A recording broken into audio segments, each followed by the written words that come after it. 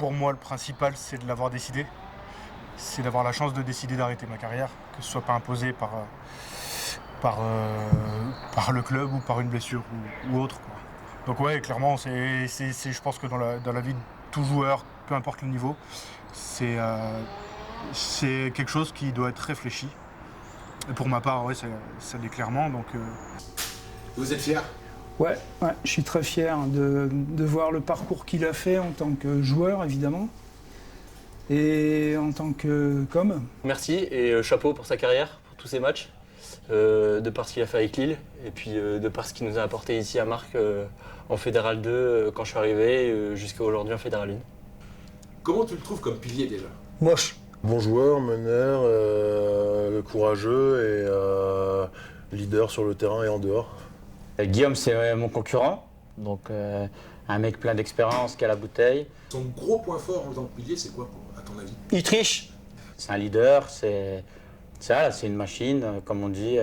Depuis que je suis arrivé, il a toujours été là. Du coup, en tout cas pour moi, ça va être bizarre de plus voir sur le terrain, à l'entraînement, etc. Ça va être chelou. C'est d'abord quelqu'un de passionné. Je veux dire, il aime le rugby et puis surtout il aime les copains et ce qui est autour du rugby. En tant que pilier gauche, je pense pas que ça va être facile de le remplacer.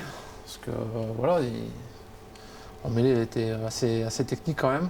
C'est un joueur qui est très puissant, qui met beaucoup d'envie sur le terrain. Beaucoup de rigueur sur le plan du travail et tout, où il s'y file constamment. Je voulais te féliciter pour cette grande carrière que tu as effectuée. Voilà, tout le monde le sait que tu as été un très très grand pilier, un très très grand pilier de comptoir aussi. Hein.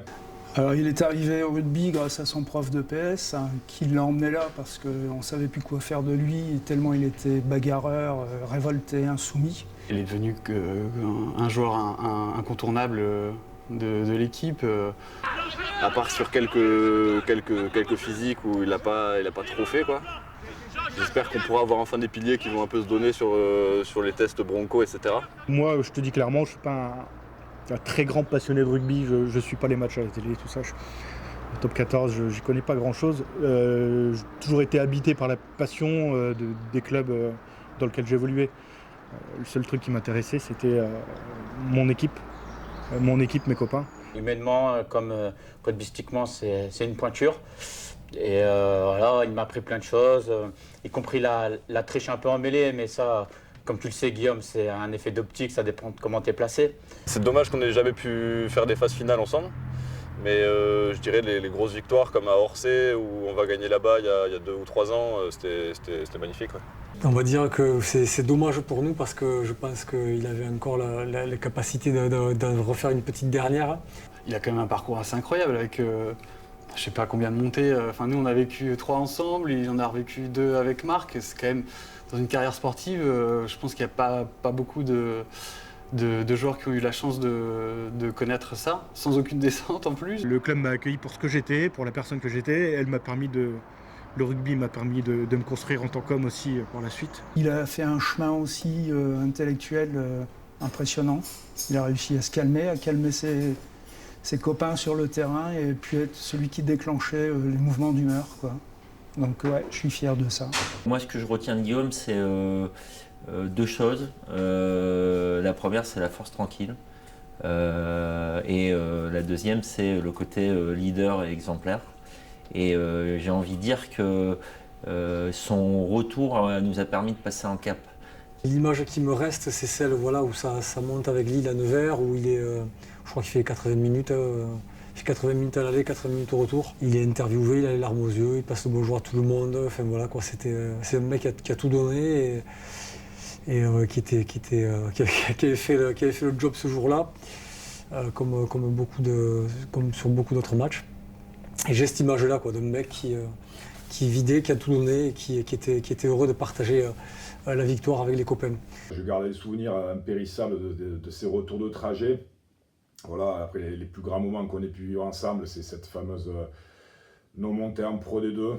Voilà, c'est l'image un peu que je retiens de toi. Voilà, te voyant en larmes au loin, c'était tellement émouvant, en train de souhaiter une bonne fête à ta maman. C'était vraiment un beau souvenir. Un grand moment, les tranches de jambon éclatées sur son crâne dans le fond du bus. Ça va me manquer.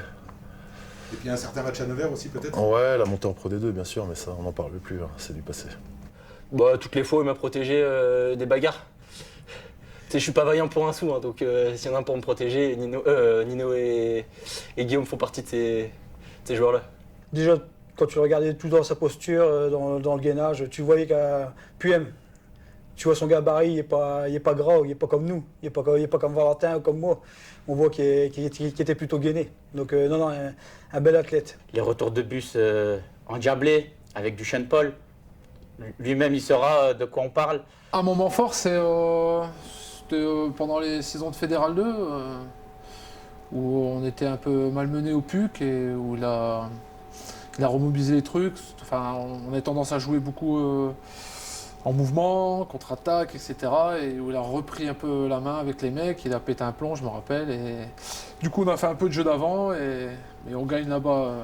Un grand merci pour toutes ces années de complicité. Au-delà du papa et du fils, on a créé aussi d'autres types de complicité.